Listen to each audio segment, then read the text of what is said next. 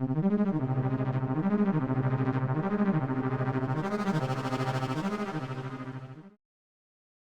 everyone, welcome to our end of season community Q&A for Torchlight Infinite. I'm Andre, your community manager. Today, we're going to be going over some of the most burning questions that we got over the last season. We're also going to be going over some community insights as well as giving you an exclusive sneak peek into what's coming in the next season. Sit back and let's get right into it. First question. Hi there, I hope this reaches you well. Could you guys let us know if there are any plans for additional maps being added, as currently it gets quite repetitive seeing the same maps over and over again? Yes, additional maps are actually in our plans. Now, the reason for the slower rollout is because we're actually working on a totally different system. So instead of adding a fixed set of new maps that players can easily master, memorize, and maybe even get tired of, we're working on a procedural map generation system. The thing is that procedural generation comes with its own unique set of challenges. We need to ensure that despite the randomness, maps are fun, fair, and adhere to our overall game vision. So we basically don't want procedural maps to introduce more problems than they're actually solving. So stay tuned for more details about our ongoing work on maps. Exciting things are coming, trust us. Now, next one. Why was the DPS dummy capped again? If the rationale is to dissuade players from chasing big numbers without end, then why make content which requires more than 500 billion DPS to clear? This is a classic issue that basically dates to the introduction of dummies. We've tried various approaches in past seasons, from having a very low damage cap to basically having no damage cap at all. So what we found out is that when we do not have a damage cap at all, players tend to blindly chase the highest possible DPS number. Now, this totally goes against our entire game design philosophy, because when we were designing Torchlight, we were hoping that players would have access to the maximum possible diversity of builds. And we believe that just focusing on the highest possible DPS output effectively blocks players from playing a lot of honestly very fun and creative builds. So that's why we have decided to limit the damage cap.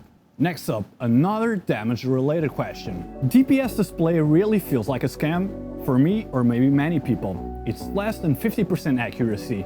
Okay, so here I'm assuming by DPS he means the DPS display within the inventory or backpack. So the issue with that stat is that it's not an accurate display of a real-life combat scenario. It's just a very rough estimation, which can actually be useful in early to maybe mid-game or something like that. But as soon as you guys start getting into more creative builds, it really stops having its uses. So when you get to that point, I honestly recommend that you guys just use the dummy to measure your damage output as accurately as possible. Okay, next question. Every season I like to play more than 5 builds, so why text paper for Flame Elementium? This is just awful for me to make more than 1 build. So previously, before we actually implemented taxation, inflation within the game was a very strong issue, which actually caused the value of FE to, just crash. Introducing taxation to the trade house has effectively addressed this issue, and it leads to a more stable experience across seasons. Now, we do understand that this system might not be ideal for players who want to, try out a lot of different builds. So in the future, to combat this issue, we're going to be issuing more tax refunds for players who are playing on a lot of different characters. Next up, are you working on a future expansion size update, or do you plan to just do season size updates forever? So for the foreseeable future, we do plan to continue developing Torchlight on a season basis. The main reason being this approach allows us to introduce changes more gradually, measure player reactions, player feedback, and then adjust as quickly as possible. Having said that, we have in fact considered the option of a full expansion size update. While it's not totally off the table, we do have to approach it very carefully because it requires a very large investment. And as you know, expansions, DLC in general, it may not necessarily be received very positively, and we have to be very careful about it. Next up, we have 2 questions regarding cards. Question 1.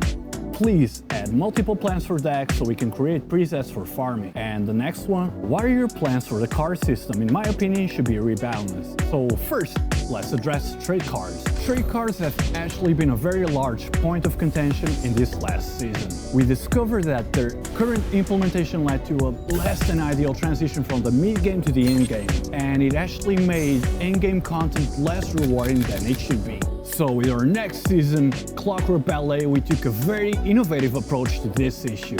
Now, while I cannot spill the beans yet, I can assure you that it's something totally out of the box and outside all your expectations, so please stay tuned for that. Next up, some questions about the UI.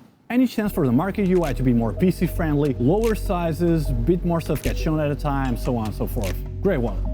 So one of our top priorities at the moment is actually overall UI optimization. In this upcoming season, we've made a ton of adjustments with PC players in mind. And one of those exciting new adjustments that we made is the ability for PC players to freely adjust the size of not only UIs, but their text. Now, that aside, looking further ahead, we're actually working on developing from the ground up a brand new UI that hopefully can go head to head with our AAA competitors. So please stay tuned for that. Next up, a question about quality of life updates. Please allow us to lock 16 times NetherRealm resonance while still being able to refresh, so we don't have to spam it to 16 every single map. Yeah, great idea. We're actually working on optimizing the overall mapping experience, and that is definitely one of the things on our radar. So yeah, it's coming. Next up, a question about control schemes. I have repetitive strain injury, so I'm forced into only playing builds which can utilize auto move. Is there any plan to add an auto move toggle keybind instead?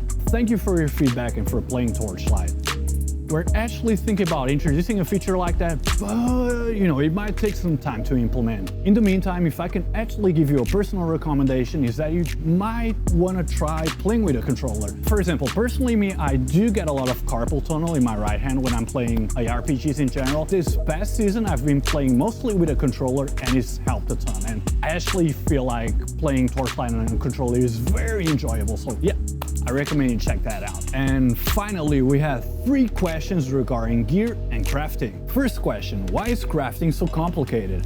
I am a new player that came back. I was playing season 1 and now I am so overwhelmed. Question number 2. Hello, thank you for your hard work in this season. Playing for this season, I have wondered, what's the intent behind making level 100 gear and locking it behind 2 time mark 8 cards? And finally, can I understand that the Torchlight team is more than satisfied with the current state of crafting, especially in terms of randomness and cost? Yeah, so there's a lot to unpack here. So first of all, let's talk about complexity. We originally designed Torchlight to be more streamlined and fast-paced than other ARPGs. However, mechanics can start piling up and the game can start to feel more complex than it originally should be. This is one of the primary issues that we want to address this season. Secondly, we're aware of issues with our current gear system and drops. As it stands right now, many players have found that drops can be very useless for the endgame, making the overall transition from mid-game to endgame a little bit awkward, and honestly can make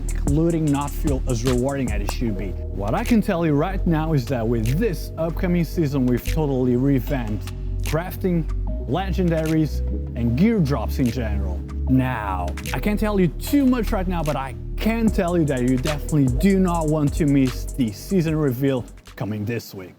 Okay guys, we've covered a lot of ground today, from the FE economy to game mechanics, mapping, cards, gear, crafting, and so much more. This Q&A is of special importance to us because actually, many of the questions that we cover here today, they totally shaped our direction for this new upcoming season. If you want to dive deeper into all the changes that we're making to gear, crafting, cards, and so much more, remember to stay tuned to our season reveal coming on the 29th, this Saturday. That's all for today. Thank you all for joining us, and we'll catch you in the next one.